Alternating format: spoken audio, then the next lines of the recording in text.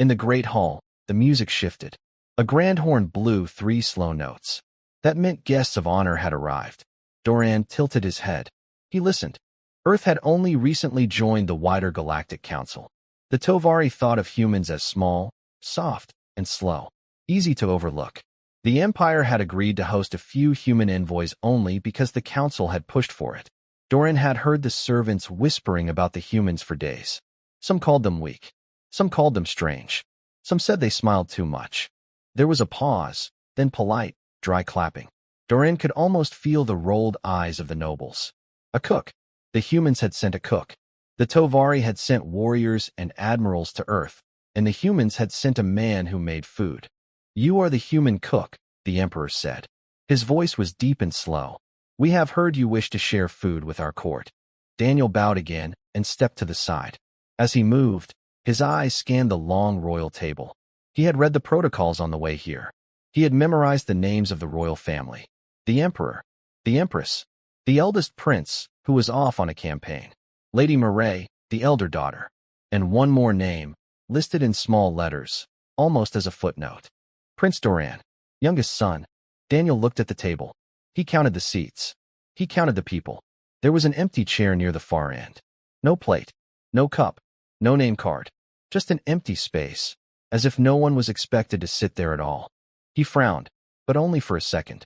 A servant passed near him carrying a tray. Daniel leaned in slightly. Pardon me, he said, his voice low. The youngest prince. Where does he eat? The servant froze. His eyes flicked to the side, toward a closed door at the back of the hall. He eats alone, the servant whispered.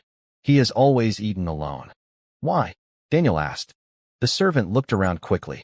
Please, sir, do not ask. It is not a thing we speak of. Then the servant hurried away. Daniel stood quietly, holding his hands behind his back. The music played on. The nobles laughed. The emperor drank from his great horn.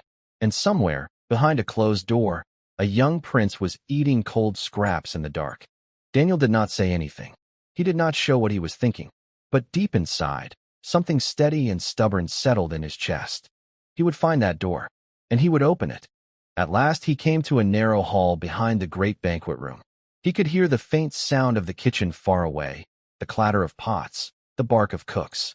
But here, the hall was silent. There was one door. Plain. Old. Without a sign. Daniel paused. He listened. Inside, he heard a soft sound. A spoon on wood. A slow, careful chewing. You may, he said at last. Daniel did not show shock on his face. He had learned long ago that pity could shame a person more than cruelty. He simply walked closer, slow and steady, so the prince could hear his steps and know where he was. May I sit, your highness? He asked. Doran turned his head toward the voice. His pale silver eyes did not focus on Daniel, but his face did. He gave a small nod. You may sit, Doran said. But I am not called your highness in this room. I am only Doran here. Daniel knelt on the floor, just across from the prince. He placed his cloth bundle gently on the stone. Doran could hear the soft sound of the cloth being unwrapped. He could smell something he had never smelled before. Warm bread. Real, fresh bread. Sweet and soft. What is that? Doran asked. His voice had a small tremble in it. It is bread from my homeworld, Daniel said, and honey from a small farm near my mother's house. I brought it for you. Doran's hands shook slightly. For me? Yes, Daniel said. I saw your seat at the table the other night. There was no plate, no cup. I asked about you, and they told me you eat alone. I did not understand it. I still do not. So I came. Doran was silent. He did not know what to do with kindness.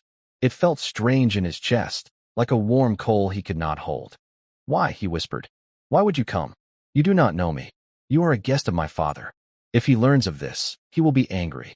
Then he will be angry, Daniel said quietly. But you should not eat cold scraps in the dark while your family eats meat in the light. That is not honor. That is just cruelty wearing a crown. Doran lowered his head. He did not speak for a long moment. Daniel did not rush him. He simply tore a piece of the warm bread, dipped it lightly in the honey, and held it out. Open your hand, please, Daniel said. Doran lifted his hand slowly. Daniel placed the small piece of bread in his palm with care, as if giving him something precious. Smell it first, Daniel said. Then taste it. Slowly. Doran lifted the bread to his face. The smell was warm and sweet and soft, like nothing he had ever known. His mouth shook. He took a small bite. His eyes did not see, but a tear ran down his cheek. He had not known food could taste like this. He had not known a meal could feel like a gift. "Why are you crying, Doran?" Daniel asked gently. "I am not crying," Doran said, even as more tears fell. "I am only eating." Daniel smiled, and his own eyes burned a little. Outside the door, far down the hall, an old servant had been passing by. He had stopped when he heard the soft voices. He stood there now, listening. He did not move. He did not breathe. And in his heart, something old and quiet began to wake up. The forgotten prince was no longer alone. Daniel took that as a yes. "It is a soup my mother used to make," Daniel said, "when I was sick, or sad, or just tired." The girl did not ask any more questions, but she watched him with quiet eyes. Inside, Doran sat up at once. He had been waiting. He had been afraid Daniel would not come back. He had told himself many times today that he must not hope. Hope had hurt him before, but the rhythm of that knock made his heart jump. "Come in," Doran said, trying to keep his voice steady. Daniel slipped inside and closed the door. He looked around the small room. Today he had brought one more thing under his arm, a small folded blanket. He had thought the stone floor too cold for any meal. He spread the blanket carefully on the floor, then placed the tray upon it. "Tonight," Daniel said, "we eat together." Doran's lips parted. "Together?" "Yes," Daniel said. "I will not stand and watch you eat. That would not be a meal. That would be charity. I am hungry too. We will share." Doran did not know what to say. He felt his hands tremble. Daniel guided the prince's hand gently to the edge of the tray. "Here is the bowl of soup. It is warm but not hot. Here, beside it, is the flatbread. It is round and soft. You can tear it. And here is a small dish of butter." Doran's fingers moved slowly, learning the shape of each thing. The bowl was smooth and round. The bread had soft little ridges from where it had been pressed. The butter dish was small, almost like a toy in his palm. Daniel tore a piece of bread and put it in Doran's hand. "Dip it in the butter first, then in the soup." Slowly, Doran did as he was told. He lifted the soft, warm bite to his mouth. He chewed, and his shoulders fell slightly, as if a great weight had stepped off them. The taste was rich and gentle. It tasted of care. "This is," Doran began, but his voice caught. "Take your time," Daniel said softly. They ate together on the floor, on the small blanket, in the dim light of a single lantern. Daniel ate too, tearing his own bread, dipping it in the same soup. He did not flinch at the rough room. He did not seem to notice the cold stone walls. He simply ate and talked.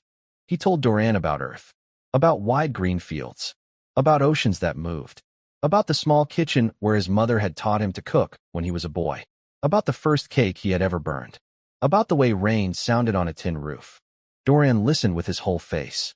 He laughed once, very small, when Daniel spoke of the burnt cake. The laugh surprised Doran himself. He had not made that sound in many years. He covered his mouth with his hand, almost ashamed of it. "Do not hide that," Daniel said. "It is a good sound." "I do not laugh in this room," Doran said quietly. "I did not know I still could." "You can," Daniel said. "You should. Often." When the meal was done, Daniel cleaned the tray, folded the blanket, and tucked everything together. Before he left, he reached into his coat and pulled out a small wooden spoon. It was simple, smooth, carved by hand. He placed it gently in Doran's palm. "This is yours now," he said. "I made it on the journey here. I did not know who I would give it to. Now I do." Doran closed his fingers around the spoon. It was warm from Daniel's coat. Outside, in the long corridor, the old servant who had listened the night before now stood with two younger workers. They had heard the soft talk. They had heard the small laugh. A whisper began that night, soft as wind. The forgotten prince was eating with the human, and smiling. "Your Majesty," he said, "there is a matter that cannot wait." "Bring the human," he said. Two guards left at once. Lady Maria's hands tightened slightly at her sides. She did not look at her father. A short while later, Daniel was brought into the throne hall. He walked between the two guards with calm, even steps. He had not been forced. He had not been roughly handled. They had simply asked him to come, and he had come, leaving the kitchen knife in its sheath and his apron folded on a stool. He bowed before the emperor. Not too low, not too high. A bow of respect between equals. "You are the human cook," the emperor said. His voice was low and slow, like distant thunder. We hear that you have entered the chamber of our youngest son without leave. Is this true? It is true, your majesty, Daniel said. A small sound passed through the gathered nobles. Some leaned forward. Some leaned back. You knew this was forbidden, the emperor said. I was never told it was forbidden, your majesty, Daniel said gently. I was only told it was not spoken of. There is a difference. Salas stepped forward, his thin face like cold stone. Do not play with words, human. You knew the prince was kept apart. You knew our customs. You broke them on purpose. I broke nothing, sir, Daniel said. I only sat on a floor and shared a piece of bread with a young man who had never been asked to share one before. He is no young man, Salas snapped. He is a flaw in a royal line. He is a shadow upon the bloodline. Our laws say a flawed heir must remain hidden. That is not cruelty. That is honor. Daniel did not raise his voice. He turned his eyes to the emperor, calm and steady. Your majesty, he said, may I ask one question? The emperor gave a small nod. Daniel took a slow breath. What kind of empire, he asked softly, starves its own blood? The hall went silent. The kind of silence that hurts. The nobles did not breathe. Salas's mouth opened, but no words came out. The emperor's hand tightened on the arm of his throne. You are bold, human. I am only honest, your majesty, Daniel said. On my world, even the poorest mother gives her sick child the warm part of the soup. She does not hide him in a cold room and toss him bones. You have a son. He is gentle. He is kind. He is wise beyond his years. He has lived in the dark longer than I have been alive. And tonight, your nobles will laugh and drink, and he will sit alone again, eating cold scraps. Forgive me, your majesty. I was raised to call that shame, not honor. Several of the older nobles looked away. Salas hissed. Throw him in the lower decks. He has insulted the throne. No, said a soft, clear voice. Every head turned. Lady Murray had stepped forward from beside her father. Her hands were shaking, but her face was firm. Her green robe shimmered slightly in the lamplight. She did not look at Salas. She looked only at the emperor. Father, she said. The human has only said what I have not had the courage to say for many years. The emperor's eyes turned to her, surprised. I have walked past that door 1,000 times, Murray said, her voice trembling but clear. I have heard our brother breathing on the other side. I have laughed in the great hall while he sat in the dark. I told myself it was tradition. I told myself it was honor. But it was fear. It was my own fear. And I am tired of carrying that fear. She turned slightly toward Daniel. Her eyes were wet. This human came into our home as a guest, she said. And he has shown more love for my brother than I have. That truth burns me. I cannot stand here and watch him be punished for it. The hall stayed silent. The emperor stared at his daughter. Salas's face was white with anger, but he did not speak. He could not. The words of a royal daughter, spoken in open court, were not so easily dismissed. The emperor lowered his eyes for a long moment. He looked very tired. Leave us, he said finally. All of you. I must think. The court emptied slowly. Daniel walked out beside 2 guards, but they no longer looked at him as a prisoner. They looked at him as something they did not yet understand. In the corridor, a new whisper began. The forgotten prince had a defender now, and she was royal blood. The emperor stayed in his private rooms. He took no visitors. Salas paced outside his door like a wolf shut out of a cave. Lady Murray waited in her own chamber, hands folded, refusing all food except plain water and a bit of fruit. Daniel was placed under polite watch in the human envoy quarters. He was not chained, not beaten, not insulted. But 2 guards stood at his door, and he was not allowed to walk the halls. A guard came to Doran's door. He did not knock harshly. He knocked twice, gentle. Your Highness, the guard said. His voice was low and almost shy. The Emperor commands your presence at the family table tonight. Doran sat very still. He thought he had heard wrong. Say that again, he whispered. The Emperor commands your presence at the family table, your Highness. Doran's hands began to shake. He could feel his heart beat in his throat. Who else will be there? He asked. Lady Murray, the guard said. A small number of trusted nobles. The human envoy, Daniel Carter. Doran lowered his head. A small breath escaped him, half laugh, half sob. A short while later, 2 attendants arrived at his chamber. They had brought a clean, dark blue robe, simple but well made, with silver thread along the edges. They helped him into it with quiet hands. They did not pull him roughly. They did not speak with cold voices. One of them, an older woman, gently combed his white hair back from his face. "You look fine, Your Highness," she said softly. "Truly fine." Doran's pale eyes filled. He could not see her face, but he could hear her kindness. When the time came, Daniel was brought to him. The two of them met in the corridor outside the chamber. Daniel placed his hand gently on Doran's elbow. "I am here," Daniel said. "I am afraid," Doran whispered. "I know," Daniel said. "Walk slow. Lean on me if you need. We go together." They walked. The doors of the family hall were tall and carved with old hunting scenes. They opened with a slow, heavy sound. The hall inside was smaller than the great banquet room, lit with warm gold lanterns. A long table stood in the middle, set for 10. The Emperor sat at the head. Lady Murray stood beside her chair on the right. A handful of older nobles, hand-picked, sat along the table. Salas was not there. Every face turned as Doran stepped through the doorway. Some of the nobles had never seen him before. Their eyes widened. They had imagined some twisted creature, some shameful thing kept behind a door. What they saw was a slim young man in a clean blue robe, walking softly with his head held a little low, guided by the steady hand of a human. Daniel led Doran to the empty chair at the long table. The chair that had been empty for so many years.